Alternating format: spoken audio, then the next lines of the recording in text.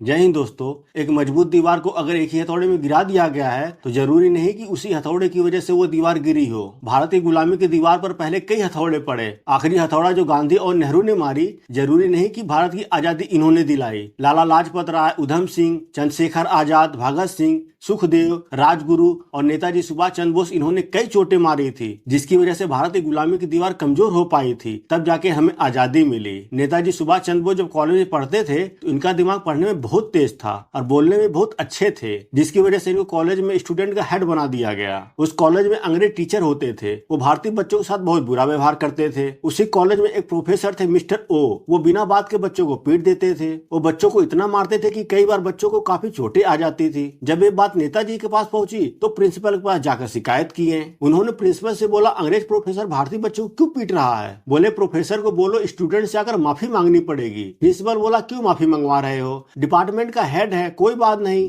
ऐसा होता रहता है। नेताजी बोले, माफी तो मांगनी पड़ेगी, नहीं तो हम स्ट्राइक करेंगे। इनकी कोई सुनवाई नहीं हुई। फिर उन्होंने स्ट्राइक कर दी। जब स्ट्राइक कर दी तो ये बात अखबारों में आ गई। उसके बाद प्रोफेसर के ऊपर दबाव बनाया गया, तब वो आकर माफी मांगा। माफी मांगने के बावजूद भी वो नहीं सुधरा, फिर भी वो बच्चों को पीट देता था। गुस्से में और भी बच्चों को पीटने लगा। जब इस बार उसने बच्चों को पीटा तो सुभाष चंद्र बोस और स्टूडेंट मिलकर उल्टा उसको ही पीट दिए। जब ये बात प्रिंसिपल के पास पहुंची तो प्रिंसिपल ने बोला, आप सबने पीठ पीछे वार किया है। नेताजी बोले, हमने पीठ पीछे वार नहीं किया है, कायर नहीं है हमने सबके सामने पीटा है, सबके सामने वार किया है। इसके बाद इनके खिलाफ कॉलेज के अंदर एक कमीशन बनाई जाती है। कमीशन इनसे कहती है, हम तुम्हें एक मौका और देते हैं, तुम माफी मांग लो। ये कहते हैं, मैं माफी नहीं मांगूंगा, मैंने कुछ गलत नहीं किया है, मैं गलत के आगे झुकूंगा नहीं और सही के आगे मुंह मोड़ूंगा नहीं। इसके बाद कमीशन इनसे गुस्सा होकर इनको कॉलेज से बाहर निकाल देती है। सुभाष चंद्र बोस के पिताजी बहुत बड़े वकील थे। इनके पिताजी इनको अपने पास बुलाते हैं और कहते हैं, बेटा सुभाष, जो होना था हो गया, अब तुम आईसीएस की तैयारी करो।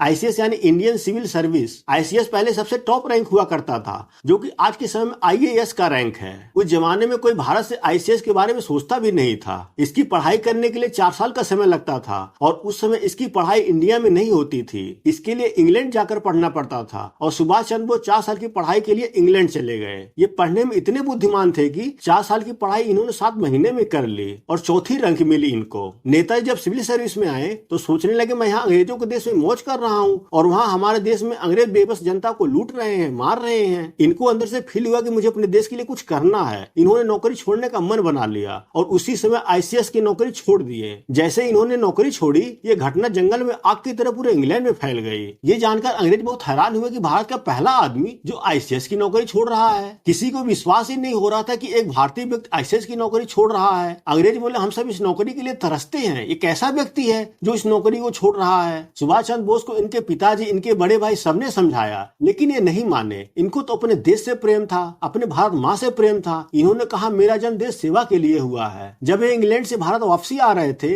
लोग इनको देखना चाहते थे, इनसे मिलना चाहते थे, इनके विचारों को जानना चाहते थे कि कौन है वो व्यक्ति जो इंग्लैंड से इतनी बड़ी नौकरी छोड़कर आ रहा है। जब नेताजी भारत पहुंचे तो इनको देखने के लिए हजारों हजारों की भीड़ जमा हो गई और इनका बहुत ही भव्य तरीके से स्वागत किया गया। हजारों लोगों की भीड़ देखकर इन्होंने सोचा, एक आईसीएस की नौकरी छोड़ने पर मेरे साथ इतने लोग आ गए, अगर मैं इनके लिए लड़ूं तो पूरा देश मेरे साथ खड़ा हो जाएगा। उस समय 1928 में कांग्रेस मजबूती साथ आंदोलन चला रही थी और कांग्रेस 2 हिस्सों में बटी थी, एक गरम दल और दूसरा नरम दल। सुभाष चंद्र बोस गरम दल के थे, गांधी और नेहरू नरम दल के थे। नेताजी का गांधी और नेहरू के साथ मतभेद तो था, लेकिन मन भेद नहीं था। दोनों के विचार अलग अलग थे, पर लक्ष्य दोनों का एक ही था, भारत की आजादी। नेताजी गांधी को अपना गुरु भी मानते थे, पर गांधी जी के विचारों से सहमत नहीं थे। उसमें भारत के वाइसराय हुआ करते थे लॉर्ड इरविन। गांधी जी ने इनसे कहा, आप हमें पूरी आजादी ना भी दीजिए तो डोमिनियन स्टेटस वाली आजादी दे दीजिए। डोमिनियन स्टेटस यानी एक तरह से ये आधी आजादी होती है। लॉर्ड इरविन ईश्वर गांधी जी से सहमत हो गया और गांधी जी कलकत्ता अधिवेशन में बोले, अंग्रेज हमें डोमिनियन स्टेटस दे रहे हैं, इसको ले लो। नेताजी इससे खिलाफ हो गए। उन्होंने बोला, मुझे डोमिनेट स्टेटस नहीं चाहिए, मुझे कंप्लीट आजादी चाहिए। नेताजी ने गांधी जी को समझाया, अंग्रेज हमें आजादी तो दे देंगे पर कंट्रोल अपने हाथ में रखेंगे, हमें पूरी तरह से फ्रीडम नहीं देंगे। अगर हमें किसी दूसरे से व्यापार करना होगा या सैन्य समझौता करना होगा तो उसके लिए पहले हमें ब्रिटिश असेंबली से परमिशन लेना पड़ेगा। नेताजी बिल्कुल क्लियर थे, अपने को पूरी आजादी चाहिए। इसके बाद नेताजी इसके अगले साल ही 1930 में लाहौर अधिवेशन में पूर्ण स्वराज के लिए झंडा फहरा दिए और उन्होंने तय कर लिया, अब पूरी आजादी लेंगे, हमें कोई डोमिनियन फोमिनियन नहीं चाहिए। इसके बाद जैसे जैसे समय बीतता जा रहा था, नेताजी का कद भी बढ़ता जा रहा था। नेताजी बोले,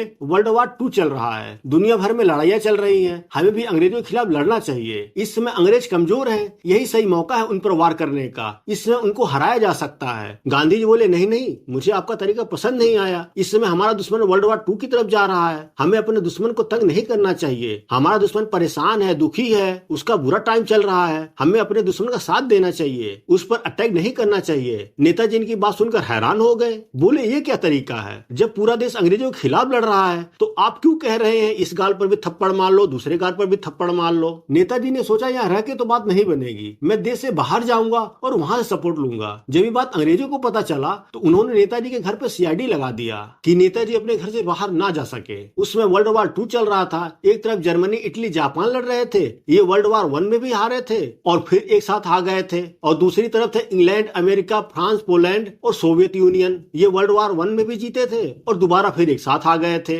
नेताजी ने सोचा वर्ल्ड वार 2 शुरू हो गया है, भारत के खिलाफ है ब्रिटेन, क्यों ना मैं उन देशों को अपने साथ लूं जो ब्रिटेन के खिलाफ हैं, क्योंकि दुश्मन का दुश्मन मेरा दोस्त। उन्होंने सोचा यही सही मौका है, अभी ब्रिटेन युद्ध में उलझा हुआ है, दुश्मन कमजोर है, मुझे बाहर निकल जाना चाहिए। सबसे पहले इन्होंने ट्राई किया सोवियत यूनियन के पास जाने के लिए। उसके लिए इन्होंने प्लान बनाना शुरू किया और प्लान बनाने के लिए इनका पाकिस्तान के लाहौर में एक दोस्त हुआ करता था, मियां अकबर शाह। उसको एक टेलीग्राम भेजा कि पेशावर से कोलकाता आ जाओ, मुझे आपकी मदद की जरूरत है। इन्होंने अपने दोस्त को बोला मुझे तुम किसी तरह काबुल ले चलो, मैं काबुल के रास्ते रूस जाऊंगा। इधर अंग्रेज नेताजी के ऊपर नजर रखे हुए थे, चप्पे चप्पर पर अंग्रेज के जासूस लगे हुए थे, इनके घर के अंदर पहले से ही जासूस बिठा रखा था। नेताजी अपना भेष बदल लिए और अपने भतीजे की मदद से गाड़ी के पीछे डिग्गी के अंदर लेटकर किसी तरह छुपते छुपाते कलकत्ता से पहुंच गए काबुल। वहां से इनको मॉस्को जाना था। अब आगे जाने में इनको बहुत परेशानियां आ रही थी। नेताजी किसी तरह जुगाड़ लगाकर जर्मनी पहुंच गए। वहां पर हिटलर से मिलने के लिए इन्होंने बहुत कोशिश की, बात नहीं बन रही थी। किसी तरह बहुत मुश्किल से हिटलर से मिलने के लिए अपॉइंटमेंट फिक्स हुआ।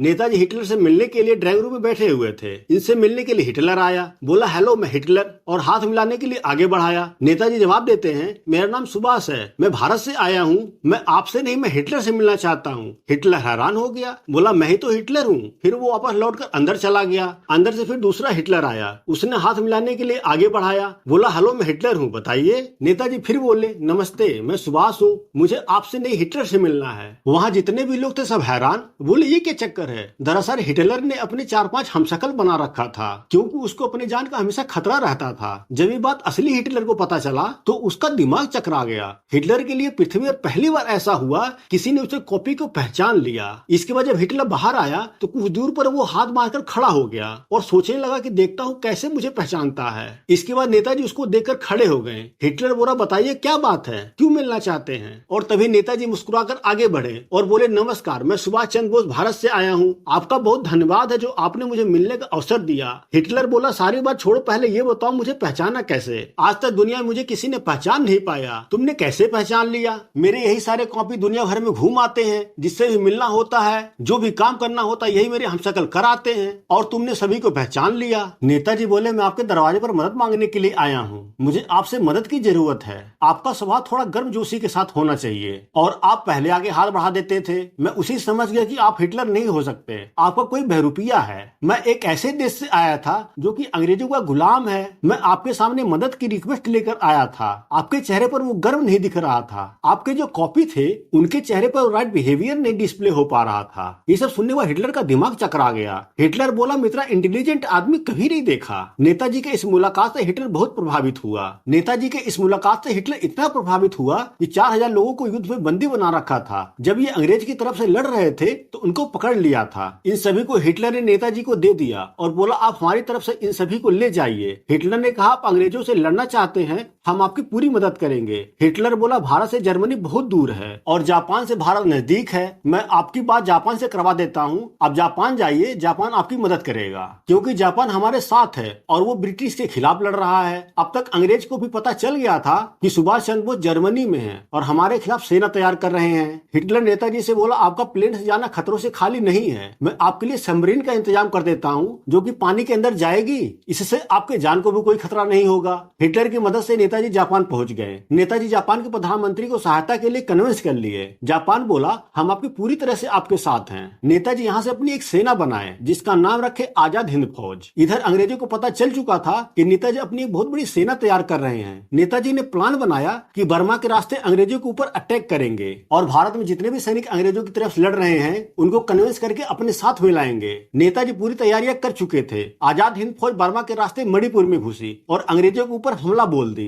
आजाद हिंद फौज अंग्रेजों को भगा भगा कर मार रही थी और आजाद हिंद फौज ने पहली बार मणिपुर में तिरंगा फहराया। उसमें पूरा देश हिल गया और बहुत तेजी के साथ लोग नेताजी की सेना में शामिल होते जा रहे थे। तभी अमेरिका ने 1945 में जापान के हिरोशिमा और नागासाकी के ऊपर न्यूक्लियर बम गिरा दिया, जिसके बाद जापान ने आत्मसमर्पण कर दिया और जापान ने अपना सपोर्ट वापस खींच लिया, क्योंकि अब जापान के लिए संभव नहीं हो पा रहा था कि वो और नेताजी की मदद कर सके। सेना के लिए अब आगे चलना संभव नहीं हो पा रहा था। नेताजी अपनी टीम को थोड़ा थोड़ा वापस बुलाना शुरू किए, क्योंकि पीछे से अनुमेशन, खाना पीना, वो सारी सप्लाई रुक गई। जापान इन चीजों की सप्लाई नहीं कर पा रहा था। नेताजी ने सोचा अब कोई दूसरा प्लान बनाते हैं। इन्होंने सोचा यूएसएसआर के पास चलेंगे, वहां से कोई दूसरा ऑल्टरनेट रास्ता निकालेंगे। नेताजी वियतनाम से मॉस्को जा रहे थे, तभी अचानक ताइवान के पास इनका प्लेन क्रैश हो गया और इनका देहांत हो गया। इसके बाद अंग्रेजों ने भारत में आजाद हिंद फौज के जितने भी अधिकारी थे उनको पकड़ लिया। नेताजी की मौत से अंग्रेजों के खिलाफ लोगों के अंदर गुस्सा भर चुका था। लोग अंग्रेजों को जहां देखते थे वहीं पर पीटना शुरू कर देते थे।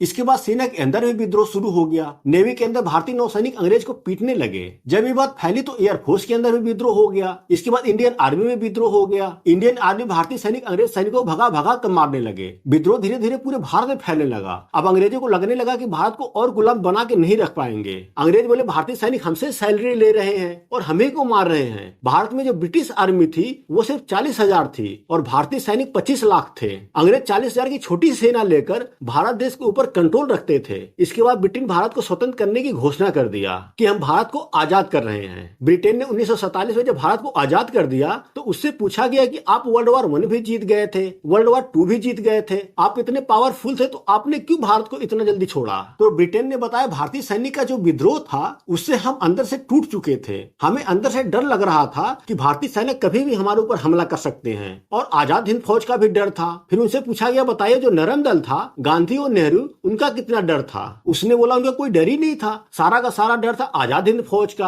अगर आपको वीडियो पसंद आए तो प्लीज लाइक, शेयर और सब्सक्राइब करें। मिलते हैं अगले वीडियो में, तब तक के लिए जय हिंद।